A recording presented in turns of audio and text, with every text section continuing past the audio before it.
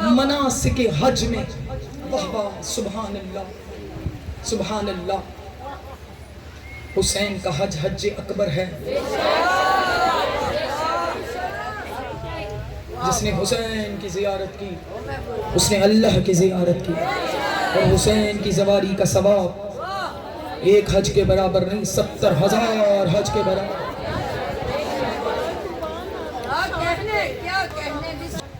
مناسک حج میں ایک منسک ہے افاضہ۔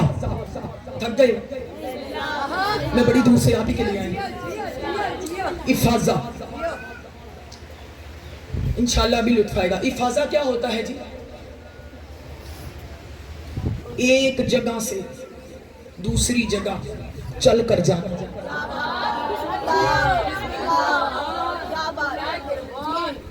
افاضہ کیا ہے؟ ایک جگہ سے دوسری جگہ چل کر جانا، مشی کرنا۔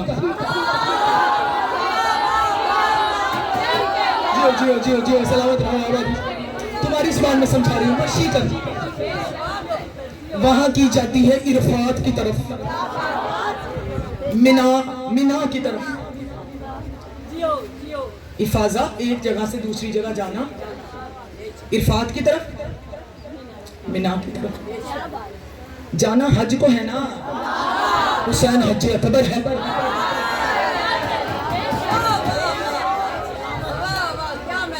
انشاءاللہ بھی آپ کی روحیں بین الحرمین چلی جائیں گی جو جملہ میں دے رہی ہوں۔ اچھا اس کا طریقہ کیا ہے، اس کا اسلوب کیا ہے؟ ہوتا یہ ہے کہ ہمارے ہاں جب حج کو جایا جاتا ہے تو جو عالم لے کر جاتا ہے سالار قافلہ، اس کو عالم کہتے ہیں، اور غیر شیعہ اسے معلم کہتے ہیں۔ ایسے ہی ہے جی۔ اور اس کا کام کیا ہوتا ہے کہ جب وہ حج پر لے کر جاتا ہے تو ایک ایک مناسک حج وہ بتاتا ہے۔ ایسا ہے نا، وہ سارا آپ کو گائیڈ کرتا ہے۔ ہمارے ہاں اسے عالم کہا جاتا ہے، ہمارے دوسرے بھائیوں کے ہاں انہیں معلم کہا جاتا ہے۔ بات ایک ہی ہے، لیکن یاد رکھو ہمارے ہاں بات اس لیے ایک نہیں ہے کہ علی عالم نہیں ہے، علی خود علم ہے۔ گھروں میں سوچنا کہ میں نے کیا جملہ کہہ دیا، توجہ۔ علی عالم نہیں، علی خود علم ہے۔ اب وہ جیسے ہی معلم یا عالم حج کو جاتا ہے تو جب افاضہ کے لیے جاتے ہیں تو ہوتا کیا ہے، معلم پریشان تو نہیں ہو گئی؟ معلم اگر بات سمجھ میں آئے تو پورے مجمع پہ بولنا واجب ہے۔ معلم آگے آگے ہوتا ہے، پیچھے حاجی ہوتے ہیں۔ اور میری طرف دیکھو، حاجی یوں نہیں ہوتے بلکہ ہاتھوں میں علم اٹھائے ہوتے ہیں۔ جو ہاتھ باب الحبائب سے خیرات لیتے ہیں وہ ہاتھ اٹھے، ہاتھوں میں علم اٹھائے ہوتے ہیں۔ چلو اردو میں اسے جھنڈا کہا جاتا ہے، فارسی میں اسے پرچم کہا جاتا ہے، عربی میں اسے علم کہا جاتا ہے۔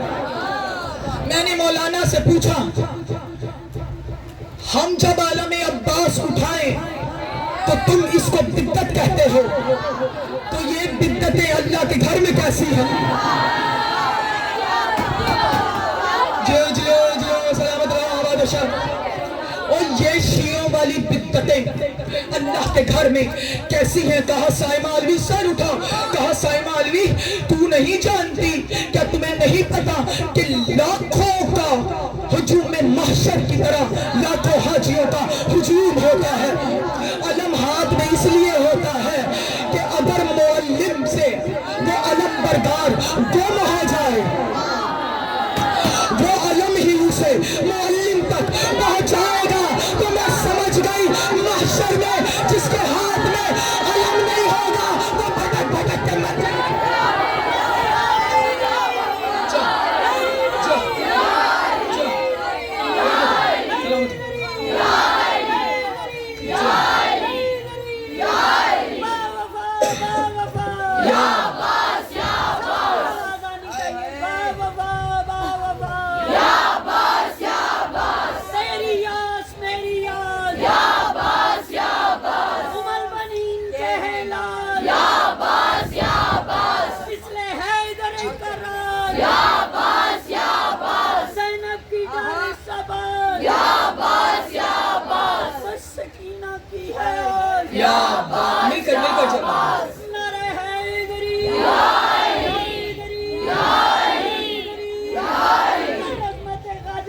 شاہ وفا باب العوائد ستائش کنہ ردائے زینب بلائیں